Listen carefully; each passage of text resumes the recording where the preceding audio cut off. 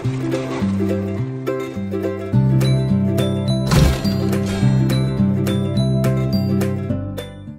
adik-adik, bagaimana kabarnya semua? Kakak percaya adik-adik beserta keluarga senantiasa dalam lindungan Tuhan kita Yesus Kristus ya. Oh ya, pada saat ini pasti adik-adik sedang menikmati liburan bukan? Pasti ada yang sedang berlibur ke tempat keluarga, ataupun mungkin ke tempat wisata, ke mall, atau ada juga yang di rumah melakukan kegiatan-kegiatan yang disukai. Tapi jangan lupa ya, untuk selalu memuji dan memuliakan Tuhan, menaikkan pujian, terutama berdoa dan membaca firman. Nah, saat ini kita menyatukan hati kita untuk mengikuti ibadah online untuk memuji dan memuliakan Tuhan. Sebelumnya kita bersatu dalam doa dulu ya. Mari kita bersatu di dalam doa. Tuhan Yesus, terima kasih kami ucapkan Tuhan buat pemeliharaan-Mu atas hidup kami sepanjang minggu ini Tuhan. Saat ini kami kembali menyatukan hati kami Tuhan untuk beribadah kepadamu, meninggikan nama-Mu lewat pujian, penyembahan kami ya Bapa.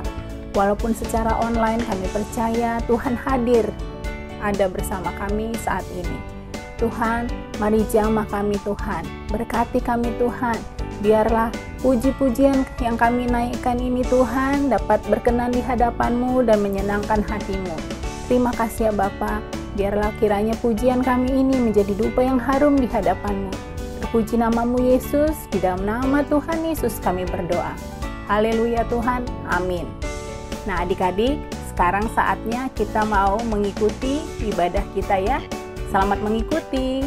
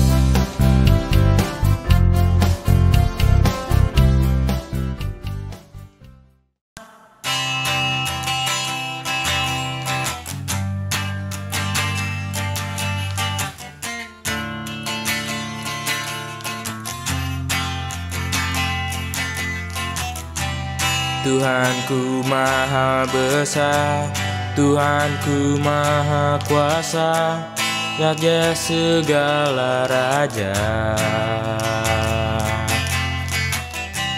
Dia takkan tergoyahkan, Dia takkan terkalahkan, Dia hidup dan berkuasa. Serukan namanya, Yesus Tuhan Raja. Segala kuasa tunduk dalam namanya. Dia luar biasa, perkasa mulia. Yesus nama di atas segala nama. Tuhanku maha besar, Tuhanku maha kuasa, Raja segala raja. Dia takkan tergoyahkan, Dia takkan terkalahkan, Dia hidup dan berkuasa. Serukan namanya, Yesus Tuhan Raja. Segala kuasa tunduk dalam namanya. Dia luar biasa, perkasa mulia. Yesus nama di atas segala nama. Yesus nama di atas segala nama. Yesus nama di atas segala nama.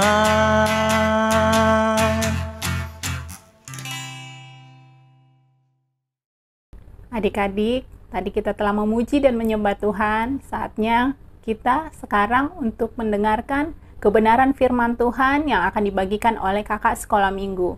Mari sebelumnya kita bersatu di dalam doa. Tuhan Yesus, pada saat ini kami menyiapkan hati kami Tuhan untuk mendengarkan kebenaran firman-Mu. Berkati hati kami Tuhan. Biarlah hati kami, pemikiran kami, telinga kami fokus Tuhan akan kebenaran firman yang akan dibagikan oleh kakak sekolah minggu pada hari ini. Berkati juga kakak sekolah minggu yang akan menyampaikan kebenaran firman-Mu. Biarlah firman yang ditabur itu Tuhan jadi kekuatan dalam kehidupan kami, dapat bertumbuh di dalam hati kami dan menjadi pohon kehidupan agar kami dapat melakukannya dalam kehidupan kami sehari-hari untuk kemuliaan nama-Mu Bapa. Terima kasih Tuhan, kami nyiapkan hati kami, berkati kami, urapi kami. Di dalam nama Tuhan Yesus kami berdoa. Haleluya Tuhan. Amin. Halo, selamat berjumpa dengan saya Nugroho Widi, dan kita hari ini akan membicarakan mengenai satu tema yang mungkin menarik bagi kamu, yaitu tentang kedatangan Kristus yang kedua kali. Nah, Yesus ini pada waktu masih bersama-sama dengan murid-muridnya sudah pernah bilang berkali-kali bahwa Dia akan datang kembali, datang lagi ke planet kita ini. Dia tidak akan meninggalkan kita yatim piatu katanya. Dan Dia berjanji benar-benar akan datang kembali kepada kita, orang-orang yang percaya. Dan begini, masalahnya itu Yesus itu tidak pernah ingkar janji. Ketika Yesus mengajarkan tentang kasih, tentang rahmat Tuhan, pengampunan Tuhan, dia nolong orang. Perbuatannya cocok dengan apa yang diajarkan. Dia melayani banyak orang. Ketika Yesus mengajarkan ajaran tentang pengampunan, Dia sendiri melakukannya. Ya, Dia mengampuni banyak orang yang berdosa. Dan Dia juga bahkan di atas kayu salib Dia meminta supaya Tuhan mengampuni orang-orang yang menyalibkan Dia, yaitu para prajurit Romawi yang melaksanakan tugas untuk menyalibkan Dia itu. Dan ajaran tentang kebangkitan, Dia ngajarin akulah kebangkitan dan hidup. Dia lakukan dengan cara membangkitkan orang mati. Lazarus dia hidupkan lagi. Dan diperagakan kembali pada waktu kematian dan kebangkitannya. Pada hari yang ketiga, kehidupan setelah kematian itu dibuktikan.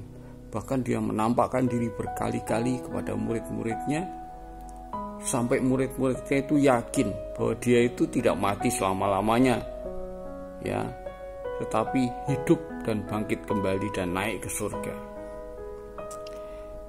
Kemudian janji tentang pencurahan Roh Kudus digenapi semuanya. Dicurahkan buat kita, Roh Kudus dicurahkan untuk kita. Nah, ada satu janji yang sampai hari ini belum digenapi, yaitu tentang kedatangan Kristus yang kedua kali ini. Ya, kita belum lihat. Dan sebenarnya ada satu lagi, yaitu Yesus itu janji begini, bahwa nanti kalau kita mati nanti, para orang-orang yang percaya kepadanya nanti akan dijemput, nanti akan diterima di sana, dijemput, dicarikan tempat di sana yang baik, rumah yang besar, tempatku, supaya tempat di mana aku berada, kamu pun juga akan berada. Itu satu janji. Saya belum meninggal, jadi saya nggak bisa ngomong kayak begitu karena saya belum mengalami gitu. Tapi itulah, ada dua janji yang belum kita terima, yang belum kita lihat. Dan janji yang kedua, yang pertama tadi mengenai kedatangan Kristus, ini adalah janji yang paling menarik. Sebenarnya tanda-tanda kedatangan Yesus yang kedua kali itu sudah berkali-kali dan ini sudah banyak menjadi kenyataan dalam dunia ini, gitu ya. Suatu kali Yesus duduk di atas Bukit Zaitun, kemudian bercakap-cakap dengan murid-muridnya, dan murid-muridnya bertanya, kapan ini nanti tanda kesudahan dunia? Kita sering kan mendengar zaman sekarang ini mengenai akhir zaman. Nah, itu tandanya seperti apa? Yesus bilang begini, waspada supaya jangan ada orang menyesatkan kamu. Banyak orang akan datang dengan memakai namaku dan berkata, aku Mesias. Mereka akan menyesatkan banyak orang. Kamu akan mendengar deru perang atau kabar-kabar tentang perang. Namun berawas-awaslah, jangan kamu gelisah, sebab semuanya itu harus terjadi, tapi itu belum kesudahannya. Sebab bangsa akan bangkit melawan bangsa dan kerajaan melawan kerajaan. Ini sudah kita lihat, sudah 2 kali perang dunia, makan korban mungkin sudah ratusan juta orang. Itu sudah dialami. Kemudian ada lagi kelaparan dan gempa bumi di berbagai tempat. Ini pun kita sudah sering dengar dalam skala yang cukup besar. Penyakit-penyakit juga sekarang ini kan ada pandemi, ada penyakit yang seluruh dunia gitu ya. Akan tetapi semuanya itu barulah permulaan penderitaan menjelang zaman baru. Pada waktu itu kamu akan diserahkan supaya disiksa, dan kamu akan dibunuh dan akan dibenci semua bangsa oleh karena namaku. Nah, ini sudah pernah dialami. Murid-murid Yesus itu banyak mengalami kesulitan, bahkan penjara mereka hadapi hanya karena nama Yesus itu, karena mereka percaya kepada ajaran-ajaran Yesus. Pada ajaran Yesus itu tidak salah, ya, dibuktikan, dan sangat baik, mengajarkan mengenai kasih, mengajarkan mengenai pengampunan, mengenai perbuatan baik. Nah, kenapa mesti disiksa dan dibunuh dan dibenci banyak orang?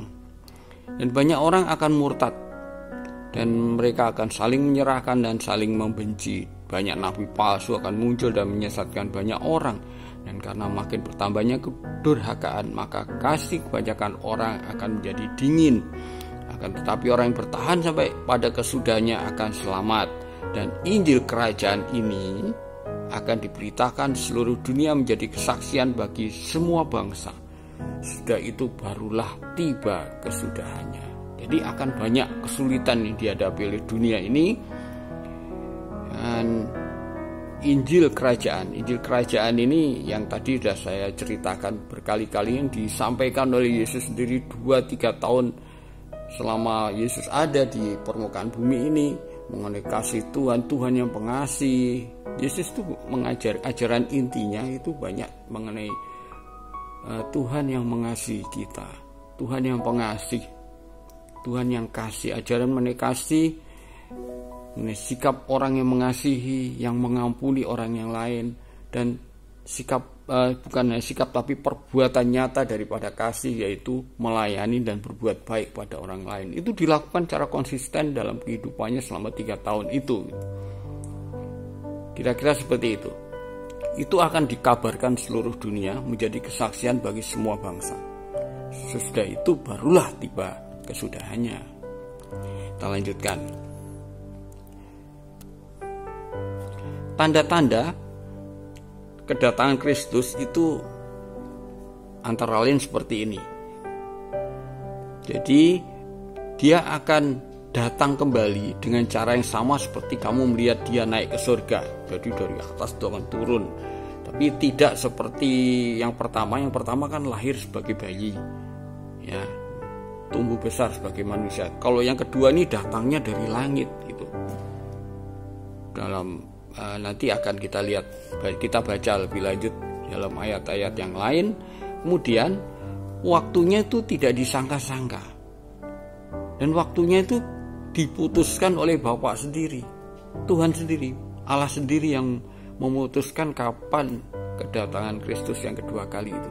Tidak ada manusia yang tahu. Oleh sebab itu, tentang hari ini karena tidak ada yang tahu, malaikat Tuhan di surga juga tidak, dan Yesus pun juga mengaku, anak pun tidak, hanya Bapa sendiri. Jadi kita mesti hati-hati, karena kalau ada nabi palsu mengatakan, nanti kedatangan Kristus tanggal segini nanti akan terjadi, tahun ini akan terjadi. Belum tentu, karena sudah banyak yang gagal ramalan-ramalan semacam itu, dan itu jelas melanggar apa yang dikatakan oleh Yesus sendiri. Kemudian kedatangan itu seketika dan global, seperti kilat memancar dari sebelah timur melontarkan cahayanya sampai ke barat. Demikian pula lah kedatangan Anak Manusia. Seketika dan seluruh dunia bisa langsung lihat. Kemudian juga kelihatannya itu kedatangan itu terlihat oleh mata. Pada waktu itu akan tampak tanda Anak Manusia di langit, dan semua bangsa di bumi akan meratap, dan mereka akan melihat Anak Manusia itu datang di atas awan-awan di langit dengan segala kekuasaan dan kemuliaannya. Ini bayangkan saja ini kalau terjadi. Tanda Anak Manusia ini menurut saya sih itu tanda salib, itu tanda besar, mungkin sinar yang besar sekali, bentuknya seperti salib begitu di langit, dan semua orang sedunia melihat. Itu kan luar biasa, ukurannya aja luar biasa. Dan dia akan menyuruh keluar malaikat-malaikatnya dengan meniup sangkakala yang dahsyat bunyinya. Nah, mereka akan mengumpulkan orang-orang pilihannya dari keempat penjuru bumi, dari ujung langit yang satu ke ujung langit yang lain. Ini bukan peristiwa global lagi, ini peristiwa kosmik, peristiwa yang lebih luas dari hanya planet kita ini menurut saya. Kemudian kebangkitan orang mati itu juga akan terjadi. Sebab pada waktu tanda diberi, yaitu pada waktu penghulu malaikat berseru dan sangkakala Allah berbunyi, maka Tuhan sendiri akan turun dari surga, dan mereka yang mati dalam Kristus akan lebih dahulu bangkit. Ya. Juga pengangkatan orang percaya. Sudah itu kita yang hidup yang masih tinggal akan diangkat bersama-sama dengan mereka dalam awan menyongsong Tuhan di angkasa. Demikianlah kita akan selama-lamanya bersama-sama dengan Tuhan. Ini suatu peristiwa yang besar, dan mungkin kita nggak bisa membayangkan seperti apa, tapi yang jelas Kristus akan datang sebagai Raja dengan segala kemuliaannya. Dia katakan begini, apabila Anak Manusia, Yesus ini, datang dalam kemuliaannya dan semua malaikat bersama-sama dengan dia, maka ia akan bersemayam di atas takhta kemuliaannya. Coba bayangkan kalau itu terjadi. Luar biasa. Dia bersemayam di langit dengan semua malaikatnya. Mungkin jumlahnya tidak jutaan, mungkin juga miliaran malaikat. Tapi itu suatu peristiwa yang luar biasa akan terjadi di bumi kita ini, yang pernah didatangi sebagai seorang manusia biasa, datang dan susah payah hidup di dunia ini sampai akhirnya meninggal dengan cara yang tragis, itu dengan cara disalibkan oleh orang-orang penduduk bumi ini gitu.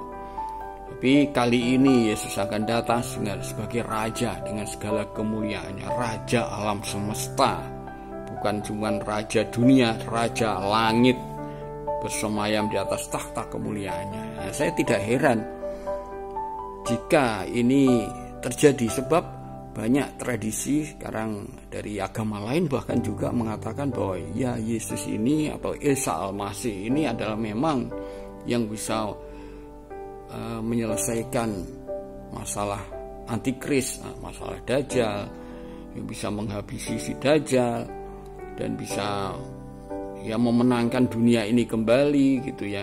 Jadi Yesus ini akan datang menjadi solusi untuk berbagai masalah, untuk membuka zaman yang baru, dan memang akan terjadi, kata firman Tuhan, suatu penghakiman terakhir. Ya, kita lanjutkan ayat yang tadi. Lalu semua bangsa akan dikumpulkan di hadapannya, dan ia akan memisahkan mereka seorang daripada seorang, sama seperti gembala memisahkan domba dan kambing. Dan ia akan menempatkan domba-domba sebelah kanannya dan kambing-kambing sebelah kirinya. Ya, orang yang baik ditaruh sebelah kanan, orang yang dinilai tidak baik di sebelah kiri.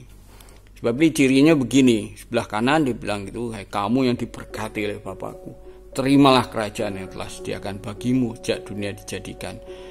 Sebab ketika aku lapar, kamu memberi aku makan. Ketika aku haus, kamu memberi aku minum. Ketika aku orang asing, kamu memberi aku tumpangan. Ketika aku telanjang, kamu memberi aku pakaian. Ketika aku sakit, kamu melawat aku. Ketika aku dalam penjara, kamu mengunjungi aku." Nah, orang-orang benar akan menjawab dia, "Tuhan, kapan kami melihat engkau lapar, dan kapan kami memberi engkau makan, atau haus kami beri engkau minum?" Dan seterusnya. Kemudian raja itu akan menjawab mereka, "Sesungguhnya segala sesuatu yang kamu lakukan untuk salah seorang dari saudaraku yang paling hina ini, kamu telah melakukannya untuk aku." Jadi berbahagialah kalau kamu sering berbuat baik pada orang-orang yang lain yang tidak mampu, orang-orang yang hina, sering menolong orang. Kamu akan menerima upahnya nanti pada waktu penghakiman seperti ini. Dan demikian juga orang-orang yang sebelah kiri ini, yang orang-orang ini disuruh menyadari hadapanku, orang-orang yang terkutuk, katanya, menyala dalam api yang kekal telah sedia untuk iblis dan malaikat-malaikatnya, dan seterusnya. Dan mereka kan protes kan. Jadi karena mereka ini adalah orang-orang yang tidak pernah melakukan kebaikan, mereka mungkin jadi pemimpin, orang hebat, tetapi mereka mengabaikan orang-orang yang tidak mampu, rakyat kecil mereka abaikan. Mereka tidak melakukan kebaikan, mereka hanya melakukan untuk kehebatan mereka sendiri. Dan orang-orang semacam ini orang yang ditolak oleh Tuhan. Tidak cocok seperti sifat-sifatnya Tuhan juga. Tuhan yang pengasih, penyayang, yang mengasihi umat manusia dan melayani umat manusia. Dia juga ingin manusia juga mengikuti teladannya seperti itu gitu. Dan bahkan Yesus sering kritik begini. Pada akhir zaman ini katanya, banyak orang berseru padaku, "Tuhan, Tuhan," nyebut-nyebut nama Tuhan ya. "Bukankah kami bernubuat demi namamu dan mengusir setan demi namamu dan mengadakan banyak mukjizat demi namamu juga? Bukan setiap orang yang berseru kepadaku, Tuhan, Tuhan, akan masuk dalam kerajaan surga, melainkan dia yang melakukan kehendak Bapakku yang di surga." Ya. Pada waktu itulah aku akan berterus terang pada mereka dan berkata, "Aku tidak pernah mengenal kamu, enyahlah daripadaku, kamu sekalian pembuat kejahatan. Jadi jelas ya, ada sini Yesus menunjukkan bedanya orang yang baik dan orang yang jahat. Itu ya. Baik karena melakukan kehendak Bapa di surga, melakukan kehendak Tuhan yang baik juga. Jadi mengikuti kehendak Tuhan, melakukan yang baik, dan orang yang jahat melakukan kejahatan. Nah, zaman sekarang ini kita mesti hati-hati karena banyak orang nyebut-nyebut nama Tuhan, mengadakan banyak hal yang ajaib-ajaib pakai nama Tuhan. Tapi sebetulnya mereka tidak membela Tuhan, atau mereka tidak melakukan kehendak Tuhan, tapi untuk kepentingan yang lain, kepentingan mereka sendiri. Kita mesti hati-hati.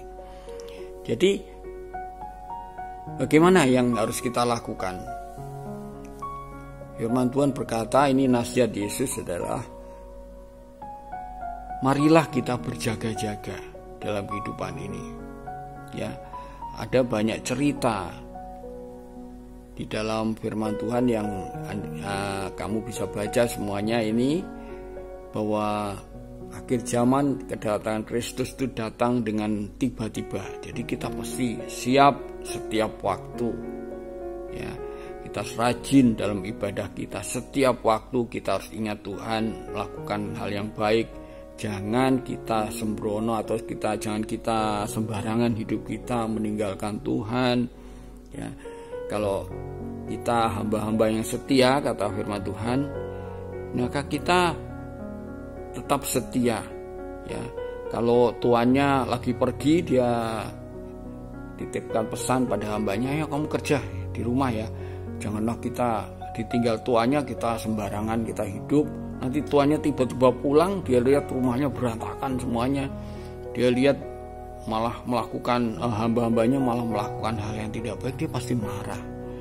Nanti mabok-mabok gitu ya, dan melakukan hal yang tidak baik di dalam rumah, nanti akan dimarahi dan akan dihukum oleh Tuhan itu. Jangan kita melakukan seperti itu. Dan jangan kita menjadi, ada perumpamaan gadis yang bijaksana dan gadis yang bodoh gitu ya. Jadi ada cerita, ada gadis yang lagi menunggu pengantin perempuan dan laki-laki, ya, pengantin laki-laki datang gitu ya. Itu tradisi mereka. 5 pakai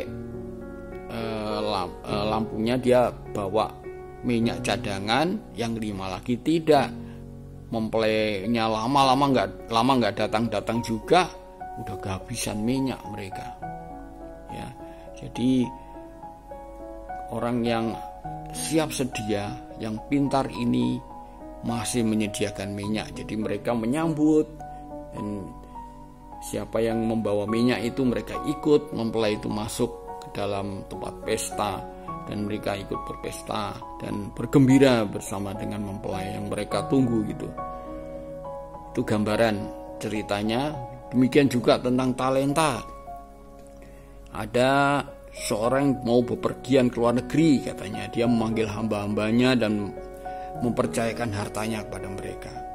Yang satu dia kasih 5 talenta, yang satu lagi dia kasih 2, yang satu lagi dia kasih hanya 1. Ya, dia pikir itu sesuai dengan kesanggupan mereka gitu ya. Yang pintar dia kasih lebih banyak. Lalu yang terima banyak, yang terima 5 itu dia jalankan, dia berhasil. Yang 2 juga dia jalankan, dia berhasil.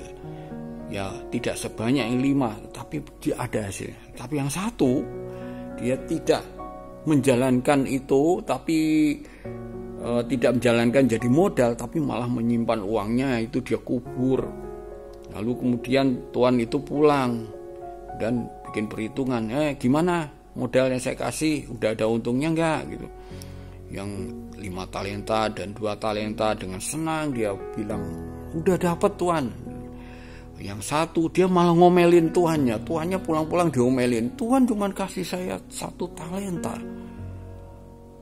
Ya nggak adil itu namanya. Yang lain dikasih 5, dikasih 2. Bagi saya hanya 1. Kenapa saya hanya dikasih 1? Saya kubur aja. Nah, ini saya kembalikan nih 1 talenta. Nah, marahlah itu si Tuhan itu. Dan ini adalah satu gambaran tentang bahwa hidup kita, ada orang yang pintar, dikasih banyak talenta, banyak modal dalam kehidupan kita, bisa macam-macam dan kehidupan ini banyak uang dan sebagainya, itu juga dituntut lebih banyak.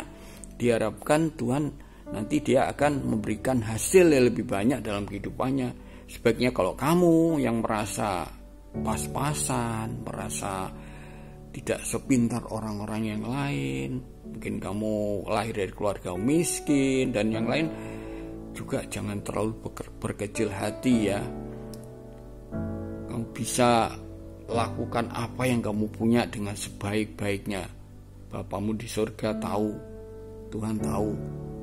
Dia membagi-bagikan talenta memang tidak sama kepada semua orang, tetapi dia juga adil. Dia tidak menuntut yang berlebihan kepada kita. Tetapi kalau kamu dikasih talenta sedikit tetapi berhasil, itu malah upahnya luar biasa nanti. Ya. Jadi kalau mungkin dari keluarga yang tidak mampu, mungkin tidak punya apa-apa, tapi kamu gunakan talentamu dengan sebaik-baiknya, malah kamu bisa menghasilkan suatu untuk pekerjaan Tuhan yang baik, banyak bisa berbuat menolong orang dan seterusnya, kamu akan sangat dihargai oleh Tuhan pada waktu Tuhan itu kembali. Jadi sebagai penutup saya hanya sampaikan bahwa Yesus Kristus akan datang kedua kalinya. Itu adalah janji dari dia sendiri, janjinya sendiri, dan kehadirannya bukan lagi sebagai bayi, tetapi sebagai raja penguasa alam semesta. Hadir di angkasa, kelihatan semua orang, berdampak secara global di planet kita, peristiwa yang bukan hanya global tapi kosmis. Dan Yesus pernah berjanji, kalau kita nanti pergi dari dunia ini, Yesus berjanji akan menjemput kita dan menempatkan kita di tempat yang baik. Ya kan? Itu suatu yang baik. Nanti sebaliknya, kalau dia datang ke planet kita, nah tolong kita siapkan penyambutan yang pantas untuk raja kita. Oke, kalau presiden datang aja kita sambut dengan luar biasa kan. Ini kalau raja alam semesta datang, siapkan sambutan yang pantas. Waktunya, nah ini masalahnya, waktunya bisa terjadi kapan saja. Jadi yang diminta untuk kita harus tetap hidup berjaga-jaga, setia, tetap melakukan kehendak Bapa. Tetap kita hidup mengasihi sesama, kita berbelas kasihan pada orang lain, penuh rahmat dan pengampunan dalam kehidupan kita, melayani orang lain dengan kebaikan, perbuatan baik. Ya, jangan hanya di mulut, tetapi kita wujudkan dalam perbuatan nyata dalam kehidupan kita. Tetap berjaga-jaga, hidup waspada dan setia beribadah kepada Tuhan. Jangan sembarangan hidup. Hati-hatilah, jangan melakukan kejahatan demi tujuan kita sendiri, ego kita, tujuan duniawi kita sendiri. Jangan melakukan kejahatan, lakukanlah yang kebaikan, hal yang baik. Itulah kehendak Tuhan dalam kehidupan kita, dan kiranya kita akan bisa menyambut kedatangan Yesus yang kedua kali ini, yang mungkin sebentar lagi akan tiba, karena ini sudah dekat, tanda-tandanya sudah banyak. Ini bukan suatu hal yang menakutkan, tapi suatu kegembiraan yang besar bahwa Raja kita akan datang kedua kalinya, menjadi solusi, menyelesaikan banyak masalah di planet kita. Ini bukan hanya kita tunggu saja, tapi umat-umat yang lain juga menunggu kedatangan Yesus ini. Ya, Maranatha, datanglah Yesus Tuhan kita. Amin. Hafalannya Yosua 24 ayat 15. Tetapi jika kamu anggap tidak baik untuk beribadah kepada Tuhan, pilihlah pada hari ini kepada siapa kamu akan beribadah. Tetapi aku dan seisi rumahku, kami kami akan beribadah kepada Tuhan. God bless you, bye.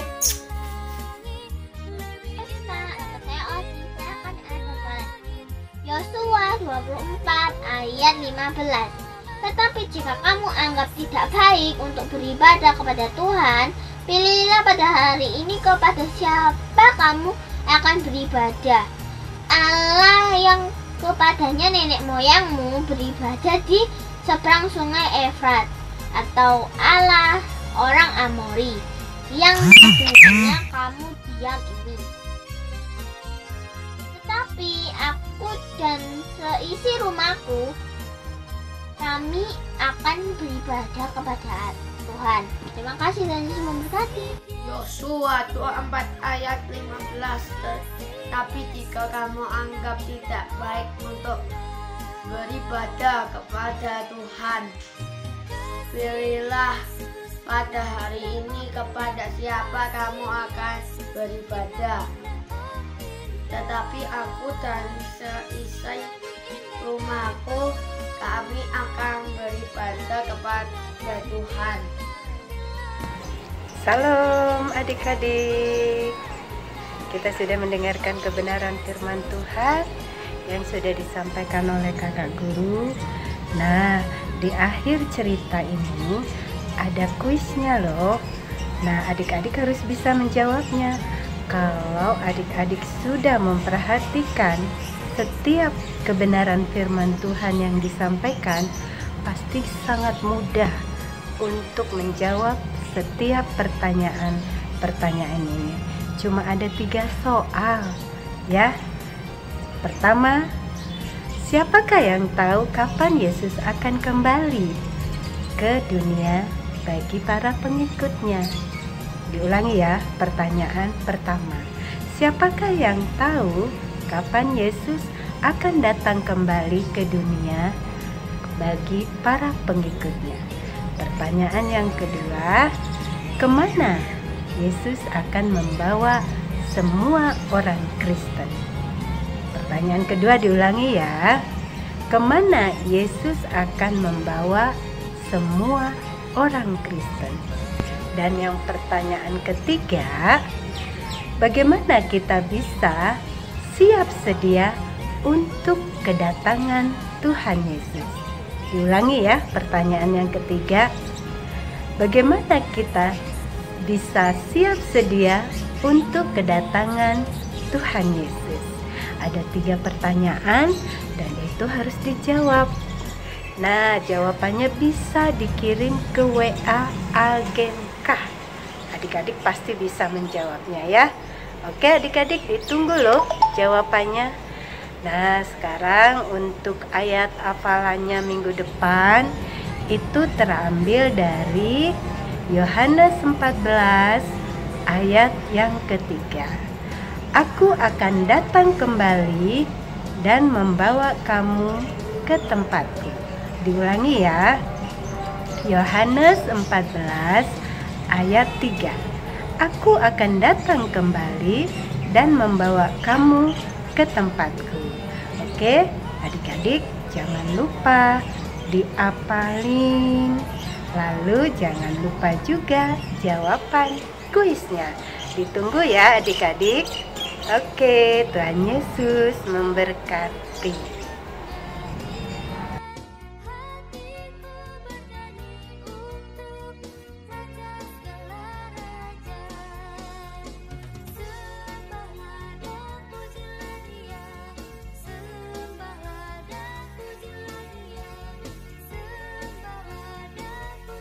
Nah, untuk mengakhiri ibadah online kita pada pagi hari ini, kita akan mengakhiri dengan bersama-sama berdoa dalam doa Bapa kami. Mari kita berdoa. Bapa kami yang di surga, dikuduskanlah namamu, datanglah kerajaanmu, jadilah kehendakmu di bumi seperti di surga. Berikanlah kami pada hari ini makanan kami yang secukupnya, dan ampunilah kami seperti kami juga mengampuni orang yang bersalah kepada kami. dan janganlah membawa kami ke dalam pencobaan, tetapi lepaskan kami daripada yang jahat. Karena Engkaulah Tuhan yang mempunyai kerajaan dan kuasa dan kemuliaan sampai selama-lamanya. Amin. Baik adik-adik, sampai ketemu ibadah online minggu depan. Tuhan Yesus memberkati.